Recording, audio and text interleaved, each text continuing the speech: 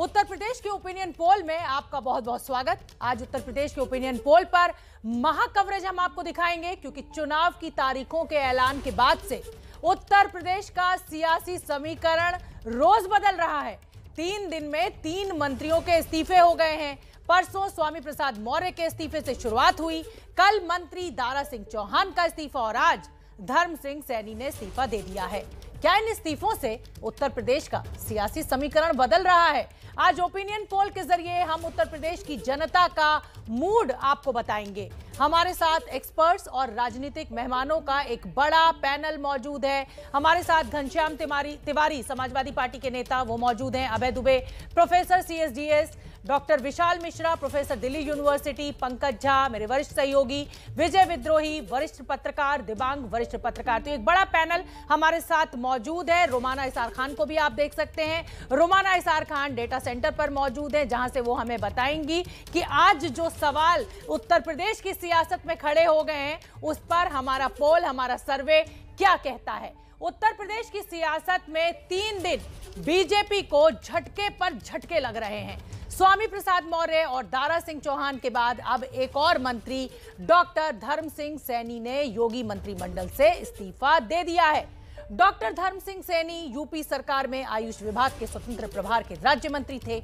इन्होंने भी इस्तीफे का कारण स्वामी प्रसाद मौर्य और दारा सिंह चौहान की तरह ही दलितों, पिछड़ों, किसानों और बेरोजगारों की उपेक्षा बताया है। तो ये 3 तस्वीरें आपके सामने। 3 दिन में एक बड़ा डेवलपमेंट उत्तर प्रदेश की सियासत में हुआ है। स्वामी प्रसाद मौर्य का इस्तीफा, दारा सिंह चौहान का, और आज डॉक्टर धर्म सिंह सैनी का इस्तीफा।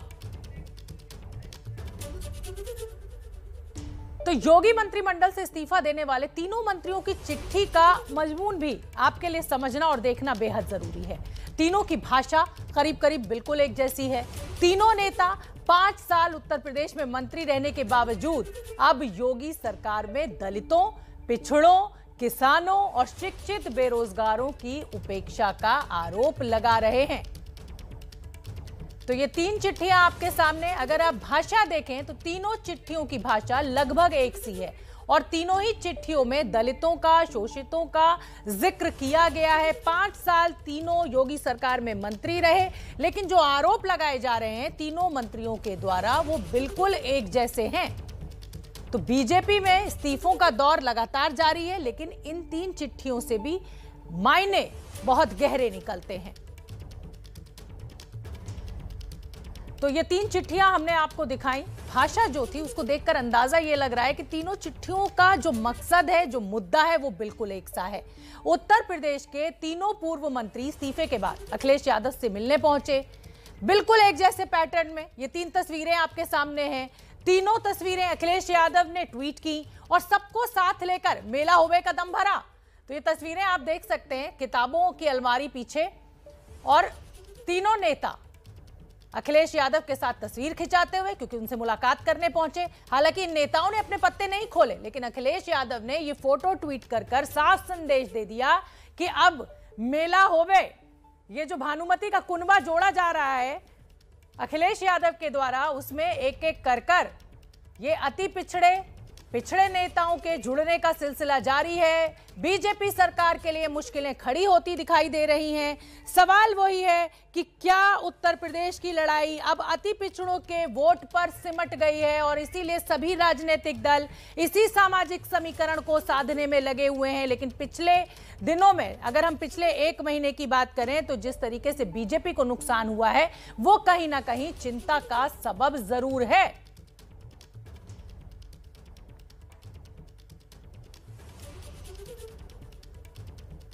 तो ये 3 तस्वीरें हमने आपको दिखाई। जिस तेजी के साथ सियासी समीकरण बदल रहे हैं उत्तर प्रदेश में, सवाल बेहद गंभीर खड़े हो रहे हैं।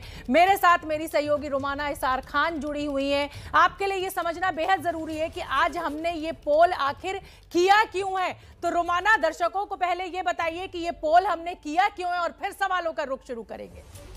बिल्कुल, ये बताना बेहद जरूरी इसलिए हो जाता है क्योंकि आप सोच रहे होंगे अभी तो एबीपी न्यूज सी वोटर का सर्वे लेकर आया था, तो ऐसे में आज यूपी के ओपिनियन पोल की जरूरत दरअसल इसलिए पड़ी है क्योंकि शनिवार को देखिए चुनाव की तारीखों का ऐलान हुआ और तब से लेकर आज तक उत्तर प्रदेश की जो सियासी तस्वीर है ना, वो काफी हद तक बदल चुकी है। सी वोटर के ओपिनियन पोल में हमने सोमवार को बताया था कि बीजेपी की सरकार दोबारा बन रही है, लेकिन समाजवादी पार्टी की सीटों में जबरदस्त इजाफा, मतलब करीब 100 सीटों का नुकसान बीजेपी को होता हुआ नजर आ रहा था, 100 से ज्यादा सीटों का फायदा समाजवादी पार्टी को होता हुआ नजर आ रहा था। इस ओपिनियन पोल के बाद उत्तर प्रदेश में राजनीतिक समीकरण किस तरीके से बदले, एक एक कर आपको विस्तार से बताती हूं। पहला पॉइंट ये आपके सामने है, योगी के मंत्री स्वामी प्रसाद मौर्य, दारा सिंह चौहान, ये 2 इस्तीफे पिछले 2 दिन में हुए। और अगर आज की बात की जाए तो मैं इसमें जोड़ देती हूं एक और मंत्री आज जिन्होंने इस्तीफा दे दिया है, धर्म सिंह सैनी। इसके अलावा देखिए आधा दर्जन से ज्यादा विधायकों का बीजेपी से इस्तीफा। इसमें भी फेहरिस्त लगातार लंबी होती जा रही है, क्योंकि आज भी आप देखिए जिस तरीके से मुकेश वर्मा सामने आए, उन्होंने इस्तीफा दे दिया, विनय शाह के सामने आए, उन्होंने इस्तीफा दे दिया, तो ये लिस्ट लगातार लंबी होती जा रही है बीजेपी विधायकों की जो इस्तीफा दे रहे हैं। तीसरी बड़ी बात जिसकी वजह से आज का ओपिनियन पोल आपके लिए देखना बेहद जरूरी, वो ये कि अखिलेश के जो गठबंधन के साथी हैं ना, उनके साथ सीट बंटवारा फाइनल हो गया है। मतलब गठबंधन का पेच पूरी तरीके से सुलझ गया है समाजवादी गठबंधन के लिए। अखिलेश के गठबंधन में सीट बंटवारा फाइनल हो गया है। तमाम जो साथी दल थे, जिसमें आरएलडी, जिसमें महान दल, जिसमें एसबी, एसपी, सबके साथ सीटों का बंटवारा फाइनल। और कांग्रेस के इमरान मसूद ने पार्टी छोड़ दी है। इमरान मसूद कांग्रेस छोड़कर समाजवादी पार्टी में शामिल हो गए हैं। एक और महत्वपूर्ण पॉइंट, और वो ये कि अब लगभग तय हो गया है योगी आदित्यनाथ, जिन्हें लेकर सुगबुगाहट थी कि कहां से चुनाव लड़ेंगे, मथुरा से लड़ेंगे, अयोध्या से लड़ेंगे। योगी का अयोध्या से चुनाव लड़ना लगभग तय। तो ये देखा आपने सियासी सरगर्मी किस तेजी से बढ़ी, और इसी वजह से आज का ओपिनियन पोल देखना आपके लिए बेहद महत्वपूर्ण हो जाता है। शोभना, तो चलिए फटाफट एक्सपर्ट्स का रुख कर लेते हैं। मेरे वरिष्ठ सहयोगी पंकज झा हमारे साथ मौजूद हैं। पंकज झा, मैं आपसे समझना चाहूंगी, आपको याद होगा एक बार राकेश टिकैत ने ऐसे ही आंसू बहाए थे और सारे किसान संगठन एकजुट होकर मोदी के खिलाफ आ गए थे। अब बड़े गुर्जर नेता अवतार सिंह भड़ाना के ये आंसू कितने नुकसानदेह हो सकते हैं योगी सरकार के लिए? खैर, राकेश टिकैत का मसला तो वो कुछ अलग था, और यही जो बात आप कह रही थी ना अभी, ये अवतार सिंह भड़ाना जो कह रहे थे, वो मामला ये था कि दादरी में जहाँ से विधायक जो हैं वो तेजपाल गुजर हैं, तेजपाल नागर, वो भी गुजर बिरादरी के हैं, बीजेपी के हैं। वहाँ मिहिर भोज, सम्राट मिहिर भोज की मूर्ति का अनावरण किया था योगी आदित्यनाथ ने, उसको लेकर के कि वो क्या ठाकुरों के राजा हैं, क्षत्रिय समाज के हैं या गुजर समाज के हैं, उसको लेकर बड़ा विवाद हुआ था। और वो ये जो नोएडा उसके आसपास के इलाकों में एक बड़ा मुद्दा है। अवतार सिंह भड़ाना का आरएलडी और समाजवादी पार्टी गठबंधन में जाना एक बड़ी बात है। और देखिए, आमतौर पर पश्चिमी यूपी में कहा जाता है कि जाट और गुजर साथ वोट नहीं करते हैं, पर ये जो एक जयंत चौधरी खुद जाट नेता हो गए और उसके साथ इस तरीके से अवतार भड़ाना जैसे नेताओं का जुड़ जाना, ये बीजेपी के लिए पश्चिमी यूपी में खतरे की घंटी है। 2013 के मुजफ्फरनगर दंगों के बाद जहां से बीजेपी उस पूरे इलाके में एक बहुत मजबूत ताकत है, लेकिन ये कॉम्बिनेशन बन जाता है तो परेशानी में हो सकती है। मैं इसलिए इसको राकेश टिकैत से जोड़ रही हूँ पंकज झा, क्योंकि आपको याद होगा किसान आंदोलन खत्म होने को था, टिकैत क्या रोए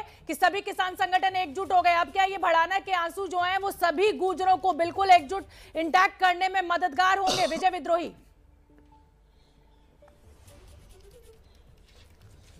देखिए, हो सकता है अभी जैसे पंकज झा कह रहे थे कि जाट और गुजर एक साथ नहीं देते, लेकिन वहां पर बहुत साल पहले एक आपको ध्यान होगा कि मजगर चला था एक शब्द, माँ से मुसलमान, जा से जाट, गा से गुजर और रा से राजपूत। तो ये 4 बड़ी जातियां एक साथ आई थी, या मुसलमान भी इनके साथ आए थे, तो उन्होंने एक साथ वोट दिया था। अगर ऐसी परिस्थितियां पैदा होती हैं तो स्वाभाविक रूप से इससे पश्चिमी उत्तर प्रदेश में बीजेपी जहां वैसे ही थोड़ी कमज़ोर विकेट पर है, तो थोड़ा और उनको झटका लग सकता है। जहां तक इनके आंसुओं की बात है, मुझे लगता है ये व्यक्तिगत प्रलाप है। अब ये आंसू क्या अगर 10 मार्च को खुशी के आंसू में बदलते हैं, जीत हासिल होती है, तो इन आंसुओं का कोई मतलब है, या फिर 10 मार्च को दोबारा रोना पड़ेगा? ठीक है, दिवांग का एक शेर भी है कि दिल ही तो है ना संगो खिश्त। नहीं, आप पूरा कीजिए विजय जी, तो पूरा करने देती जी। दिल ही तो है ना संगो खिश्त, दर्द से भरना आए क्यों, रोएंगे हम 1000 बार, कोई हमें सताए क्यों। चलिए दिवांग, विजय विद्रोही ने तो कुछ लाइनों के साथ अपनी बात को कंक्लूड किया है। ये जो अवतार सिंह भड़ाना के आंसू हैं, ये कितना बड़ा नुकसान साबित हो सकते हैं आने वाले चुनाव में बीजेपी के लिए? देखिए, कुल मिलाकर अगर आप किसान आंदोलन को देखें तो एक तरीके से ये बात तो समझ में आई कि जब मामला इमोटिव हो जाता है, जब उसमें इमोशन भर जाता है, तो वो लोगों के दिल को छूता है। मेरे ख्याल से कहीं न कहीं ये जो वीडियो है इसको देखने के बाद लोगों को वो आंसू भी जरूर याद आएंगे। जिस तरह से वो बात कर रहे हैं, एक बहुत इमोशनल भावनात्मक बात कर रहे हैं, और भावनात्मक मुद्दे हमारे देश में अब भी चुनाव में, आंदोलनों में अच्छा चलते हैं, लंबे चलते हैं, और भी कई उदाहरण हैं जिसमें ये देखा जा सकता है। इससे एक जो बड़ी बात एक निकल के आती है वो यही है कि जिस तरह से एक पिछड़े और दलित समुदाय, अति पिछड़े, ये अगर कहीं एक तरफ जाते हुए दिखाई दे रहे हैं, और वो भी तब जब बीजेपी की पूरी मशीनरी लगी हुई है इनको रोकने में, वो एक बड़ी बात है। आपको याद है जब पिछली बार मेरी बात हुई थी तब तक 2 इस्तीफे नहीं हुए थे। मैंने 2 नाम आपको बताए थे, दारा सिंह चौहान और धर्म सिंह सैनी का। दोनों के इस्तीफे हो गए। एक ने तो बाद में डिनाई भी किया कुछ घंटे बाद, जब हमारे टेलीकास्ट के बाद, तब मेरे पास बहुत सारे फोन आए कि उन्होंने तो डिनाई कर दिया, अब वो भी रुखसती पर वो भी चले गए। तो ये एक गंभीर बात है कि पूरी मशीनरी के लगे होने के बावजूद नेता दर नेता अगर छोड़ रहे हैं, जो डबल इंजन की जो सरकार है, मतलब दिल्ली में भी सरकार है, वहां भी सरकार है, उसके बावजूद छोड़ रहे हैं। मेरे ख्याल से ये बहुत बड़ी चिंता का विषय है बीजेपी के लिए। अभय दुबे, एक बहुत बड़ी चिंता का विषय है बीजेपी के लिए। क्या जाट और गुर्जर इन आंसुओं के बाद साथ आने को तैयार होंगे, जैसा कि पंकज झा ने जिक्र किया? बड़ा सवाल यही है। देखिए, पश्चिमी उत्तर प्रदेश की स्थिति पर भाजपा समर्थकों से मेरी काफी बातचीत होती रही है। मैं उनसे पूछ कर टोह लेता रहा हूं वो किस तरह सोच रहे हैं, किसान आंदोलन के प्रभाव में वो अपनी पार्टी के हितों की रक्षा कैसे करेंगे। तो वो हमेशा कहते रहे कि हमारे खिलाफ जाट हो गए हैं, उनको मनाने की हम कोशिश कर रहे हैं तरह तरह से, लेकिन अगर वो नहीं भी वोट देंगे तो हमारे साथ सैनी हैं, हमारे साथ गुर्जर हैं, हमारे साथ हिंदू समाज के और दूसरे लोग हैं। हम उन वोटों के जरिए अपना दबदबा पश्चिमी उत्तर प्रदेश में कायम रखने की कोशिश करेंगे। नुकसान कुछ होगा लेकिन कुछ नुकसान हम बचा लेंगे, ये आमतौर पर उनका कहना होता है। लेकिन इस बार आप देखिए हो क्या रहा है। भडाना का जाना, सैनी का जाना, भाजपा जिन वोटरों पे भरोसा किए हुए है कि अगर जाट हमें नहीं भी वोट देंगे तो हम इनके वोटों से अपनी वापसी करेंगे, वहां भी मामला गड़बड़ दिखाई पड़ रहा है। तो पश्चिमी उत्तर प्रदेश अब भाजपा के लिए एक तरह का दलदल बन गया है, जिसमें या तो भाजपा फिसलती है और बार बार जैसे जितना उठने की कोशिश कर रही है उतना ही कुछ इंच और नीचे धंस जाती है। बिल्कुल, और पश्चिमी उत्तर प्रदेश से ही अभय जी चुनाव की शुरुआत होनी है। 10 फरवरी को पहले चरण का जो चुनाव शुरू होगा उत्तर प्रदेश में, वो पश्चिमी उत्तर प्रदेश से होगा। प्रवक्ता है समाजवादी पार्टी के घनश्याम तिवारी, उनका मैं रुख करूंगी। घनश्याम तिवारी, 10 उंगलियां घी में, अति उत्साहित जो सामाजिक समीकरण बीजेपी का था उसको तोड़ने में सफल होते नजर आ रहे हैं आप?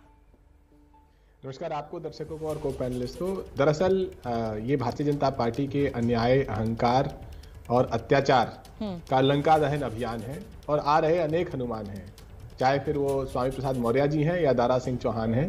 तो भारतीय जनता पार्टी को ये देखना पड़ेगा कि अब जब सारी राजनीति उत्तर प्रदेश की बुनियादी मुद्दों पर टिक गई है, वो बुनियादी मुद्दे हैं रोजगार, जिसके बारे में भारतीय जनता पार्टी बात नहीं करना चाहती, वो बुनियादी मुद्दे हैं महंगाई, जिसके बारे में भारतीय जनता पार्टी बात नहीं करना चाहती, वो बुनियादी मुद्दे हैं किसानों पर जो अत्याचार हुआ, टेनी जैसे लोग मंत्री बने हुए हैं, वो बात नहीं करना चाहते। ले देकर उनके पास एक अकेला अंतिम प्रयास रह गया है, जो कि आदित्यनाथ जी को अयोध्या से चुनाव लड़ाने का। ये एक डेस्परेट प्रयास है। आप घनश्याम जी, आपने बड़े सारे मुद्दे, बुनियादी मुद्दे कहे, लेकिन इस समय जो सियासत है उत्तर प्रदेश की, वो तो ऐसा लग रहा है कि सबसे बड़ा बुनियादी मुद्दा जो है वो अति पिछड़ा वर्ग है, जो उत्तर प्रदेश की सियासत में धुरी में आ गया है। और ऐसा लग रहा है उत्तर प्रदेश की जो लड़ाई है वो इसी वोट बैंक पर निर्धारित है, और इसीलिए सभी दल इन्हीं के पीछे हैं। तो चलिए आगे बढ़ते हैं। उत्तर प्रदेश के ओपिनियन पोल पर ये महा कवरेज आप देख रहे हैं, क्योंकि चुनाव की तारीखों के ऐलान के साथ ही उत्तर प्रदेश का सियासी पारा लगातार बढ़ता जा रहा है। रोज समीकरण बदल रहे हैं। रोमाना का मैं रुख करना चाहूंगी, क्योंकि ये समझना बेहद जरूरी है कि अखिलेश यादव जिस तरीके का सामाजिक समीकरण बना रहे हैं, क्या उससे उनको फायदा होगा? लोगों का क्या कहना है, जान लेते हैं। Over to you Romana.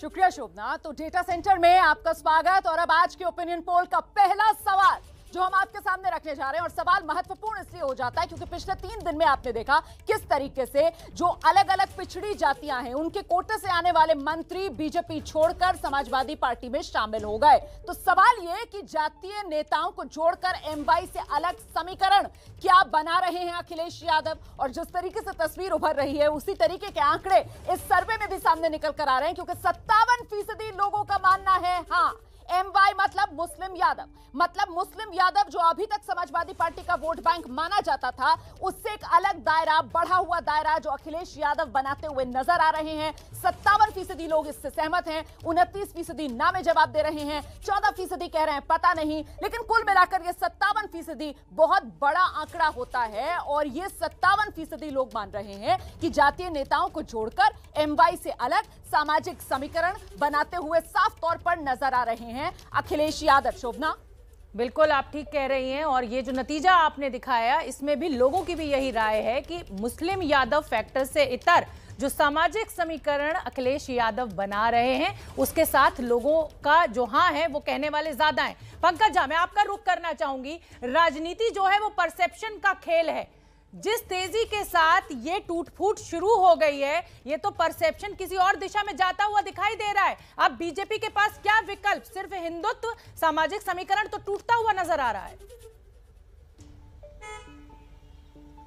जी हाँ, देखिए बीजेपी के पास हिंदुत्व अभी सबसे बड़ा फोकस है और जिस बात का डर था बीजेपी को, इस बात की आशंका थी और अखिलेश यादव बहुत सूझबूझ के साथ उस पिच पर बैटिंग कर रहे हैं। आप देखिए ना, 2017 के चुनाव में 22% वोट शेयर था समाजवादी पार्टी का और 40% वोट शेयर था बीजेपी का। एक बहुत लंबी खाई थी, लेकिन अपने सी वोटर के सर्वे में ही लगातार ये मिल रहा है कि वो 34-33 के आसपास पहुंच रहे हैं। अब अगर पिछड़ों में से ये यादव के अलावा अगर कुर्मी, उससे दूसरी पिछड़ी जातियां जो सैनी या फिर प्रजापति, निषाद, राजभर, इन सब का वोट मिलता है, तो जो कहा जा रहा था कि वो 40 तक पहुंच सकते हैं कि नहीं पहुंच सकते हैं, तो बीजेपी का 40% का वोट शेयर नीचे गया और समाजवादी पार्टी का बढ़ता रहा, तो वो उस लक्ष्मण रेखा तक पहुंच सकते हैं समाजवादी पार्टी, अखिलेश यादव वहां तक पहुंच सकते हैं। बिल्कुल ठीक है। विशाल मिश्रा दिल्ली यूनिवर्सिटी में प्रोफेसर है, मैं उनका रुख करना चाहूंगी। विशाल मिश्रा, जिस परसेप्शन की मैंने बात की, आप देख रहे हैं कि वो बिगड़ता हुआ नजर आ रहा है बीजेपी के लिए। जितने भी नेता, मंत्री, विधायक जो इस्तीफा दे रहे हैं वो सब एक ही सुर में बात कह रहे हैं कि भाई दम घुट रहा था योगी के साथ। तो सच में दम घुट रहा था या ये अवसरवादिता देख रहे हैं आप? देखिए शोभना जी, ये बहुत स्पष्ट है कि जब तक इलेक्शन कमीशन डेट नहीं डिक्लेयर करता है तब तक तो छोड़ के नहीं जा रहे हैं, और उसके बाद में अब जब छोड़ रहे हैं तो बयान जरा देखिए कितने कॉमन तरीके से दिया जा रहा है कि दलितों का, युवाओं का उत्पीड़न हो रहा था, उनको ध्यान नहीं दिया जा रहा था। जब तक आप मंत्री थे कुछ कर सकने की स्थिति में थे। 5 साल आपको जब आप मलाई खाते रहे तब तक आपको याद नहीं आया। अब आज जब आपको लग रहा है कि शायद कुछ आपकी अपेक्षाएं ना पूरी हो सकता है टिकट ना मिलने की बात हो सकता है परफॉर्मेंस फीडबैक के आधार पर टिकट कटने की भी संभावना हो या कहीं और से बदलने की बात हो, तो ऐसे में सीधी सी बात है कि व्यक्ति सुरक्षित एस्केप चाहेगा कि निकल जाए। और उसके बाद ये बयान तो देखिए, आम आदमी उत्तर प्रदेश का इतना जागरूक है कि वो समझता है कि आप 5 साल जब सत्ता में हैं तब तो कुछ नहीं, आप तब आप नहीं बोले, एक भी बार इस प्रकार का बयान नहीं आया। और आज आप एक स्वर से, जैसे लग रहा है ना कि बच्चों की जब कॉपी होती है ना, आजकल वो ऑनलाइन मोड में ओबी में कॉपी का जब कॉपियां आती हैं हम लोगों के सामने, तो एक ही उत्तर दिख रहे होते हैं। तो मतलब सबने नकल कर ली। ठीक है विशाल मिश्रा, तरीके से दिख रहा है। ठीक है अभय दुबे, कुछ भी कहिए, चाहे महंगाई की बात कर लीजिए, बेरोजगारी की बात कर लीजिए, शिक्षा की बात कर लीजिए, विकास की बात कर लीजिए, लेकिन लौट फिर कर जाति पर ही फंस के रह गया है क्या उत्तर प्रदेश और उत्तर प्रदेश की सियासत? देखिए, ये सारे मुद्दे तो होते ही हैं और इन मुद्दों के आधार पर लोग ये आकलन करते हैं कि सरकार कैसी चली, गवर्नेंस कैसी हुई। तो वोटर, जो उत्तर प्रदेश का मतदाता मंडल है, वो तो 5 साल योगी जी ने इस तरह की सरकार चलाई है, उसका अपना एक मूल्यांकन कर ही रहा होगा, इससे इनकार नहीं किया जा सकता। और हमें उसके इस मूल्यांकन करने की क्षमता को कम करके भी नहीं आंकना चाहिए। लेकिन इसी के साथ साथ में जो सामाजिक समीकरण है वो भी राजनीति का, देश का, समाज का, सबकी एक बुनियादी हकीकत है, वो भी साधी जाती है। साथ में विचारधारा का छौंक भी लगाया जाता है, सब चीजें साथ साथ चलती हैं।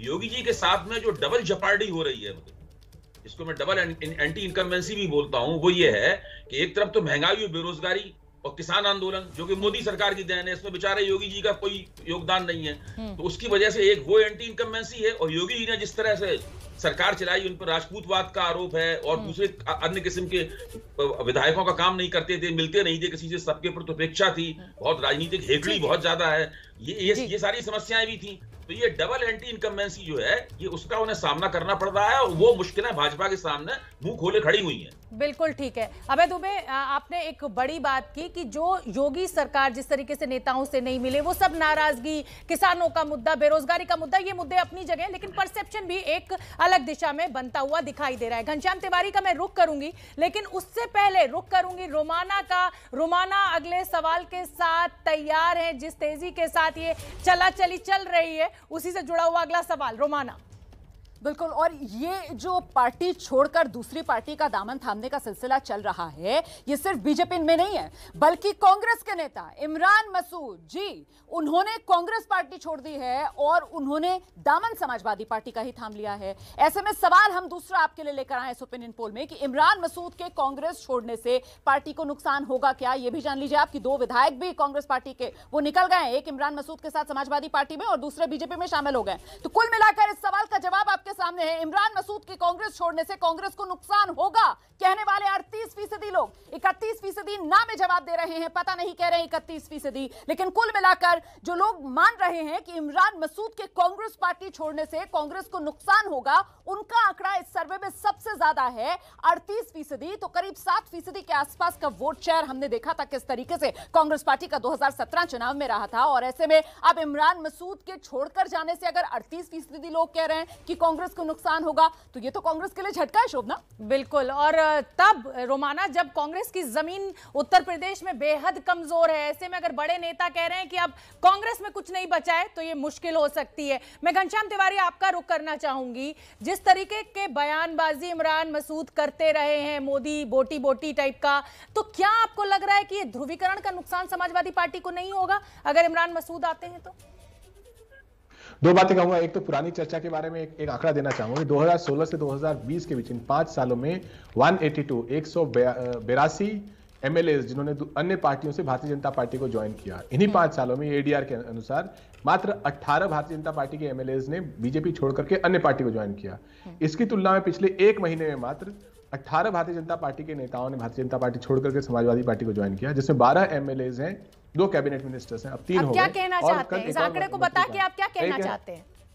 मैं ये कह रहा हूं कि ये जिस तरीके से Bharatiya Janata party audio tapes हैं, 5 करोड़ 10 करोड़ लेकर के पार्टी लोगों को ज्वाइन कराती थी और प्रलोभन देती थी, सरकारें तोड़ती थी, उसकी तुलना में यहाँ पर हर कोई दीवार पर लिखी हुई लिखावट देख रहा है और देख रहा है किस तरीके से भारतीय जनता पार्टी के अहंकार का अंत 10 मार्च को होने जा रहा है। घनश्याम तिवारी, आपको याद दिलाना चाहती हूँ, आप जिस सामाजिक समीकरण पर आज इतनी बड़ी बड़ी बातें कर रहे हैं, जिस समय आपने मायावती के साथ हाथ मिलाया था, तो ये लगा था कि दलित बैंक, वोट बैंक और ओबीसी वोट बैंक मिलकर तो तबाही मचा देगा, लेकिन नतीजे आपके सामने थे। अब आप इतने उत्साहित हैं इस सामाजिक समीकरण को लेकर, आप भी जानते हैं कि जो बीजेपी के चाणक्य हैं वो अंत टाइम पर ऐसी कुछ चाल चल देते हैं जिससे ध्वस्त हो जाता है जो सामने वाला होता है। तो क्या ये अति उत्साह आपको भारी पड़ता हुआ नहीं दिखाई दे रहा है? आप पूरी तरह आश्वस्त हैं कि सामाजिक समीकरण आपके साथ, तो जीत आपकी?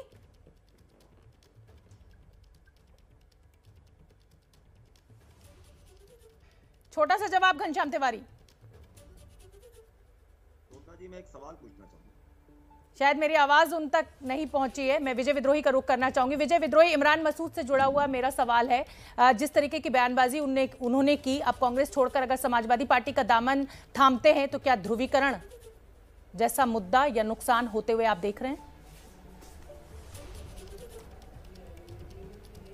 नहीं, मुझे लगता है कि कुछ समझदार हो गए होंगे और समाजवादी पार्टी में जा रहे हैं, और समाजवादी पार्टी के अखिलेश यादव खुद समझदार हुए हैं। एक बार जिन्ना शब्द उनके मुंह से निकला था, उसके बाद वो बहुत शायद पछताए और उसके बाद माँ से मुसलमान शब्द भी कहना उन लोगों ने बंद कर दिया है। लेकिन इमरान मसूद का जाना, यानी कांग्रेस जो नई इमारत खड़ी कर रही है उसमें 1 ईंट का कम लगना कोई फर्क नहीं पड़ता। लेकिन इमरान मसूद अगर जा रहे हैं, चले गए हैं, तो क्या उनको भी ऐसा लग रहा है कि मुसलमान इस बार टैक्टिकल वोटिंग नहीं करेगा, वो एक साथ इकसार वोट पूरा का पूरा समाजवादी पार्टी की झोली में डालेगा? क्या ये एक बड़ा कारण हुआ है? अगर ये बड़ा कारण है तो इससे फिर हम कह सकते हैं कि बीजेपी के लिए थोड़ी मुसीबत बढ़ सकती है, क्योंकि 170 173 जो ऐसी विधानसभा की सीटें हैं जहां मुस्लिम वोट 20% से ज़्यादा है, वहां बीजेपी का स्ट्राइक रेट 90%, 85%, 95% तक कई सीटों पर रहा है। ठीक है दिबांग, आपका मैं रुख करना चाहूंगी और एक बार फिर जिस तेजी के साथ बीजेपी के नेता पार्टी छोड़कर भाग रहे हैं, जो भागम भाग मची हुई है, उससे जुड़ा हुआ ही मेरा सवाल है कि क्या उत्तर प्रदेश की लड़ाई अब अति पिछड़ों के वोट पर सिमट गई है और सारी की सारी सियासत इसी धुरी के इर्द गिर्द घूमती हुई नजर आएगी अब हमें आने वाले दिनों में? जिस तरह से जो हालात बदल रहे हैं उससे साफ है कि पहली बार जो समाजवादी पार्टी की लगातार कोशिश रही कि अपने वोट को बेस को बढ़ाएं।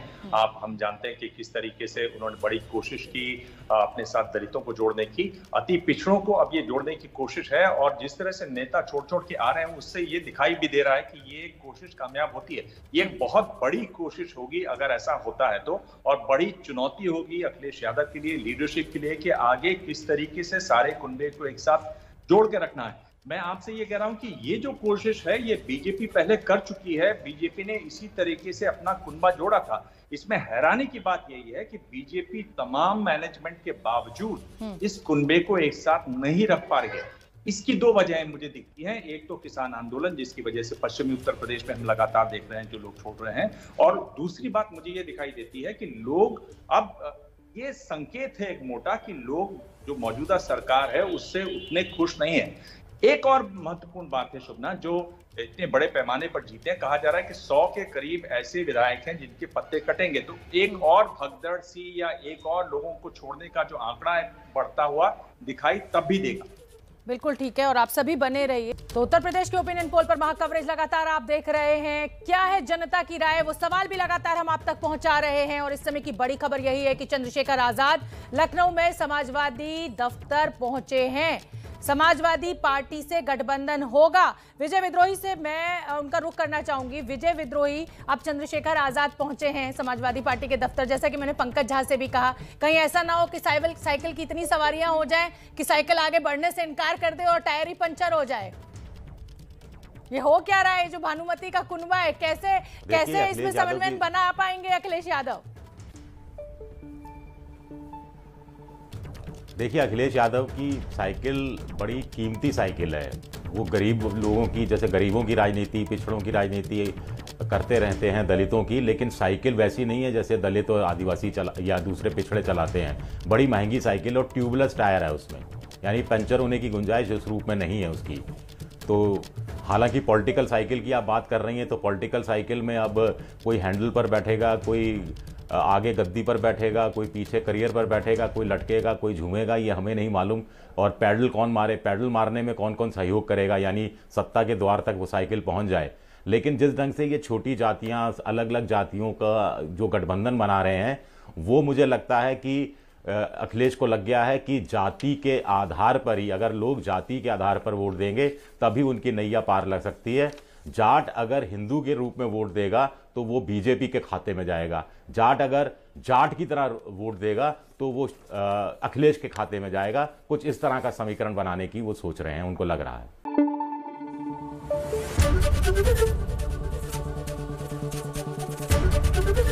एबीपी न्यूज आपको रखे आगे।